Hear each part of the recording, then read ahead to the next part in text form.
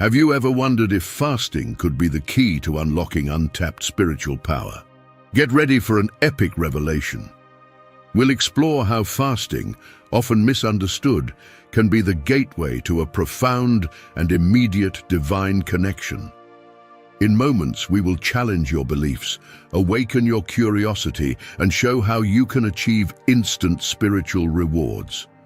If you're ready for a journey that will revolutionize your faith, don't miss a second. This is the time to discover what fasting truly means. Let's dive in. God designed the human body as an incredibly precise physical machine with immense power. However, to keep it running, this mechanism requires fuel, which we know as food. To ensure our body receives this vital energy, God instilled in us the appetite, more commonly known as hunger. Food not only satisfies this desire, but also energizes us, integrating into the natural balance to sustain life. But then the question arises, why would someone choose to deprive themselves of food? In the modern era, we are conditioned to eat 3 times a day. Constantly, we are reminded of the importance of a nutritious breakfast to start the day right. The instruction is clear: eat to stay robust. From school, we learn the importance of consuming 3 balanced meals daily and exercising to strengthen the body. However, why then give up eating? Nowadays, the practice of not eating is commonly associated with diets, often adopted for weight loss or health reasons. But there are those who abstain from food for spiritual reasons, a practice known in the Bible as fasting. Fasting is typically practiced during a specific period to achieve a spiritual purpose. This intriguing phenomenon, though complex, highlights how hunger can be seen from different perspectives, varying between biological necessity and spiritual search, offering a fascinating look at the intersection between body, mind, and spirit. Consider the example from the Old Testament, specifically an annual practice among faithful Jews, the obligatory fast. As described in Leviticus 16:29, God established that on the 7th month, on the 10th day of the month, you shall afflict your souls and do no work at all, whether citizen or stranger who dwells among you. This day is Yom Kippur, also known as the Day of Atonement. The purpose of this fast observed on the Day of Atonement was clear. God wanted his people to reflect on the solemnity of their salvation. On this day, the high priest would enter the Holy of Holies and offer the blood of an animal to atone for the sins of the people. Leviticus 16:24 details the process. He shall wash his body with water in the holy place, put on his garments, come out and offer his burnt offering and the burnt offering of the people, making atonement for himself and for the people. The reason everyone fasted was to identify with the high priest during this act of sacrifice. A lamb was offered for the forgiveness of the nation's sins. Additionally, Jesus gave instructions on the practice of fasting to his disciples, as recorded in Matthew 6:16-18. He instructed, "Moreover, when you fast, do not be like the hypocrites with a sad countenance, for they disfigure their faces that they may appear to men to be fasting. Assuredly, I say to you, they have their reward. But you, when you fast, anoint your head and wash your face." This teaching emphasizes the importance of genuine fasting, not done for show, but as an intimate expression of faith and repentance. This practice, both in historical and spiritual contexts, offers deep reflection on the connection between sacrifice, forgiveness, and personal renewal. Thus, fasting will remain a discreet act, visible only to the Father who is hidden, and the Father, who sees what is done in secret, will reward you. When you abstain from food, both pleasurable and essential, you draw divine attention. Even in that time, Jesus warned us against the ostentation of fasting, emphasizing that we should not seek public approval with our practices. He emphasized that fasting is a legitimate spiritual discipline, saying, "Whenever you fast," showing that it is an act of temporarily giving up a physical desire, such as food, for a greater spiritual need. Instead of feeding yourself, dedicate yourself to secret prayer, seeking divine intervention. However, if the motivation to avoid food is solely for others to admire your spirituality, then their recognition will be the only reward you receive. Concerns about fasting. If you've never fasted before, the idea of going without food for some time may seem daunting. There are a variety of concerns due to our 3 meals a day routine. Many wonder if they will feel hungry and how they will deal with associated pains. Other concerns include the ability to persevere without succumbing to temptations, like the suggestion from a TV commercial that a chocolate bar could be the solution to an afternoon energy slump. There is also concern about how fasting may be socially perceived. Will my friends think I'm weird if they find out I'm fasting? The answer to this is simple. Fasting is a personal and spiritual practice that, when done with the right intention, transcends concerns about others' perceptions and focuses on strengthening the spirit and seeking a deeper connection with the divine. You don't fast to impress your friends and often don't even share it with them. As Jesus instructed, moreover, when you fast, do not be like the hypocrites with a sad countenance, for they disfigure their faces that they may appear to men to be fasting. Assuredly, I say to you, they have their reward. But you, when you fast, anoint your head and wash your face, so that you do not appear to men to be fasting, but to your Father who is in the secret place. And your Father who sees in secret will reward you openly. Matthew 6:17-18. This guidance is a reminder that we should not turn our religious practice into a spectacle for others. Fasting is, essentially, a personal and intimate commitment between you and God, often carried out in privacy. However, there are occasions when fasting is done communally. For example, in biblical history, Ezra fasted with 4,000 people to address an issue, and Esther asked all believing Jews to fast for divine intervention. These examples show how fasting can also be an act of unity and solidarity among the faithful, shared in pursuit of a common purpose. Additionally, every year in May, Christians are invited to come together on the National Day of Prayer and Fasting. This event serves as a time for the faithful to gather, both in prayer and fasting, to reflect and seek divine guidance and intervention in their lives and society. This collective gathering highlights the dual nature of fasting as both a personal and communal practice, emphasizing the importance of nurturing both individual and collective spirit. Fasting is a practice that transcends mere food restriction for health or weight loss purposes. It is a biblical discipline rooted in deep spiritual motivations. There are various types of fasts, each with its spiritual purpose, often accompanied by prayer. This practice can be a powerful catalyst for enhancing a person's spiritual fitness and strengthening their ability to intercede in prayer. Many may think that the Christian life does not require discipline, but in reality, it is through spiritual exercises that we build our strength.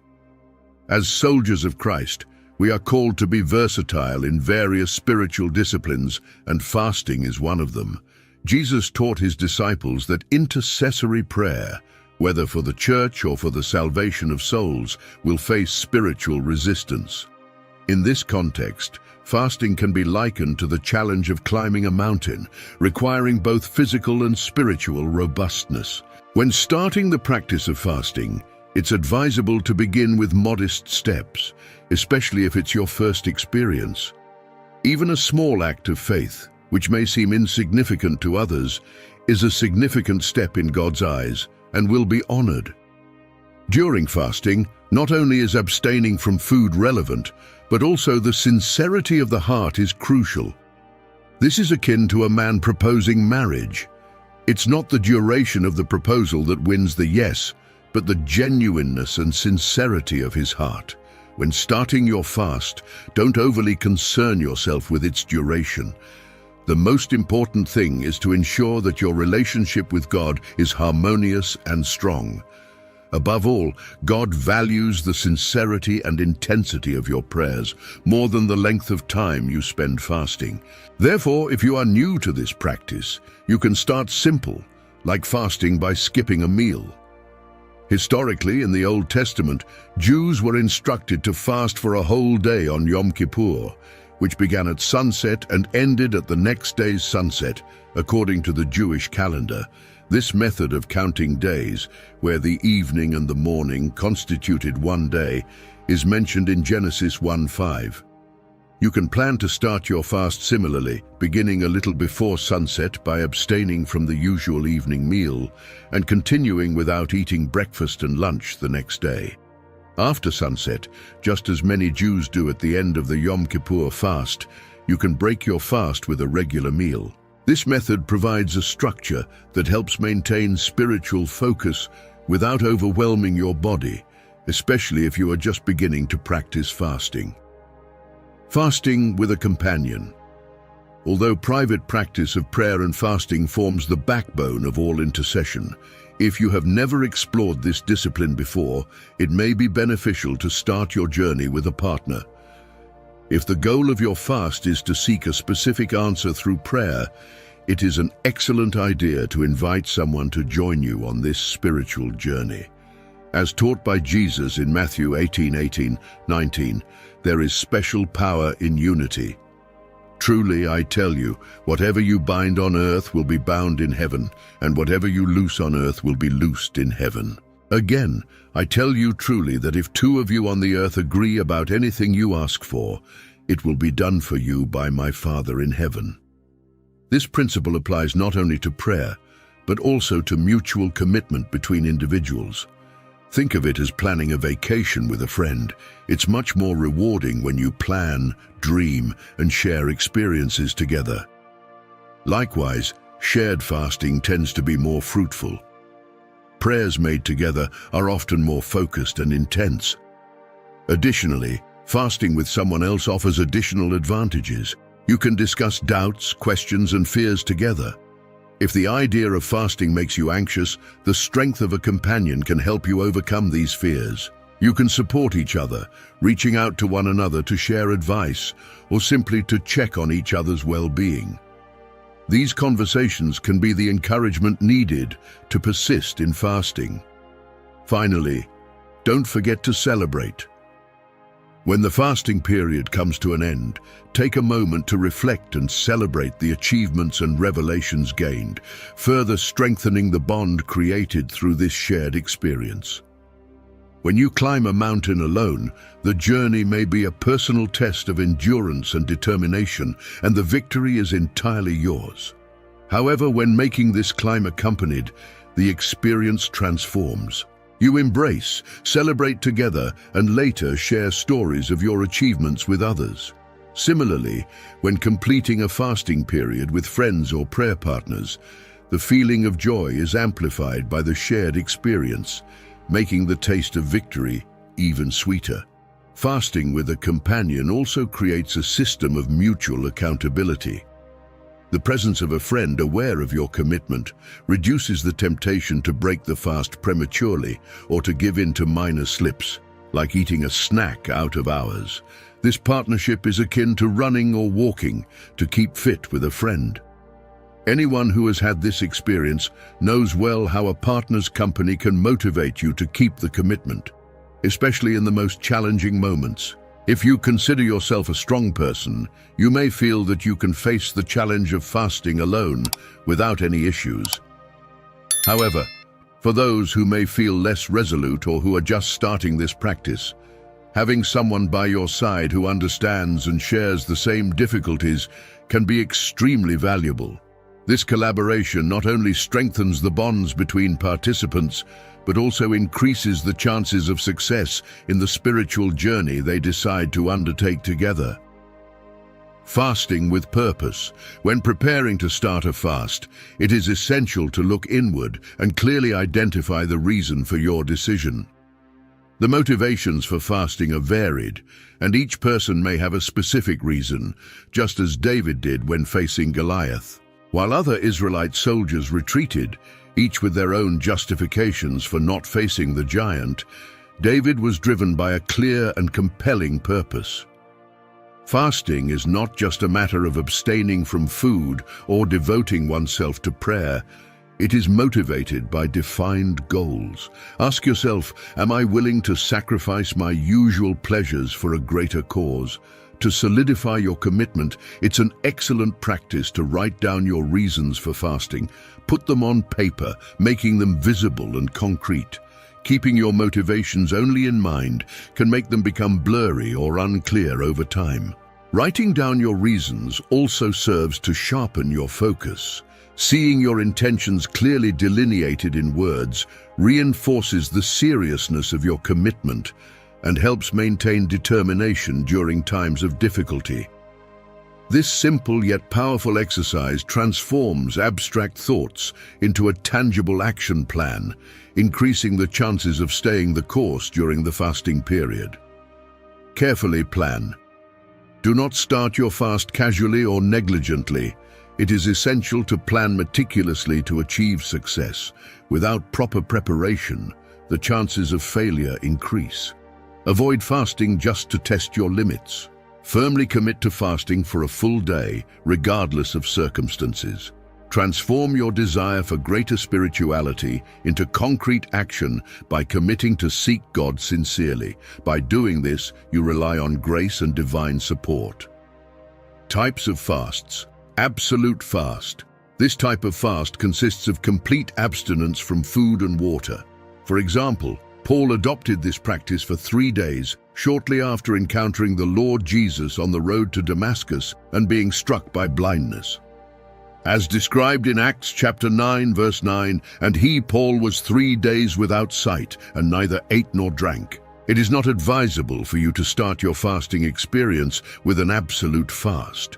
This method is appropriate for those facing great distress or seeking a solution to serious problems, such as overcoming an addiction or defending against spiritual threats. Normal fast. During this type of fast, you abstain from all solid foods, consuming only liquids. In the Bible, this is the most common type of fast mentioned, referring to people who deprive themselves of solid foods, while the intake of liquids is rarely discussed. Partial fast. This type of fast involves the exclusion of certain types of solids or liquids, but not all. It is also known as the Daniel fast, where Daniel abstained from the king's food, preferring vegetables and water, as described in Daniel 1:12. "Please test your servants for 10 days. Let us be given vegetables to eat and water to drink." This fast did not harm Daniel or his friends. At another time, as in Daniel 10:3, he again adopted a partial fast, avoiding choice food. "Neither meat nor wine touched my lips, and I used no lotions until the 3 weeks were over." This fasting specified the exclusion of pleasant foods similar to our desserts or cakes, basically a dessert fast. Meat, opting for a vegetarian diet. Wine, abstaining from drinks that provide pleasure or joy. John Wesley's fast. John Wesley, founder and leader of the Methodist movement, called all his preachers to periodic meetings in London or other chapels. To spiritually prepare, Wesley fasted for 10 days before each meeting, consuming only wholemeal bread and water. This period of fasting and prayer aimed to spiritually strengthen Wesley and his ministers so they could positively influence their congregations. This type of fast is uncommon in Christian contexts, being more used for medical reasons, especially to identify reactions or allergies to certain food groups. The process begins with a normal or absolute fast of 1 day to cleanse the system. In the subsequent 6 days, only 1 new food group is introduced and consumed each day, allowing for rotation between 6 distinct groups. This methodology is effective for identifying which food may be causing health problems through an elimination process. How to choose a fast. When planning to start a fast, consider some important factors. Reflect on your specific situation to choose the most appropriate type of fast. Here are some suggestions. First, fasting factor. If you are preparing for your first fast, it is recommended to start with a one-day fast, similar to that observed on Yom Kippur. If your goal is to address a serious or prolonged issue, it may be more appropriate to fast one day a week for 3 weeks, instead of starting directly with a 3-day fast. Remember that as a beginner, you are entering into an unknown journey and should proceed with caution, learning new skills and attitudes to care for both body and soul. Ideally, your first fast should be normal, meaning a full day consuming only liquids. This practice is beneficial to prepare your body and minimize future adverse reactions if you decide to advance to stricter fasts, which include total abstinence from food and liquids. Matching factor. It is important to align the purpose of your fast with the chosen type of fast. Opt for a normal fast for routine requests and a stricter fast for more serious issues. Comfort factor. Feel comfortable with both the duration and type of fast you choose. When deciding what to eliminate during the prayer period, avoid doubt and guilt. Choose a type of fast that allows you to feel confident and comfortable with your decision. Time factor. Various aspects should be considered when deciding to fast and determining the duration of the fast. Evaluate your weekly schedule and identify the least suitable days for fasting. Consider upcoming special events where fasting may not be advisable, such as holidays or weddings. When starting out, avoid prolonged fasts, as it is important to understand how your body and emotions will react. A one-day fast is a good start. Regardless of the type of fast chosen as your first, remember that it is an act of faith. God recognizes your intention and will reward you accordingly. Prayer. We ask God for wisdom to understand the spiritual purpose and benefits of fasting, reminding us that it is not only the deprivation of food that brings us closer to Him, but also the sincerity of our hearts and the desire for a deeper connection through prayer. May we fast not to be seen by others, but to be seen by the heart of God, who watches in secret and rewards openly. We thank the Lord for the strength and discipline that fasting provides us, teaching us to rely more on Him and less on ourselves. Amen. If this content was valuable to you, I would like to ask for your support by subscribing to not miss any of our upcoming videos. Together we can enlighten more minds and expand our understanding. Thank you for being here, and may God bless you.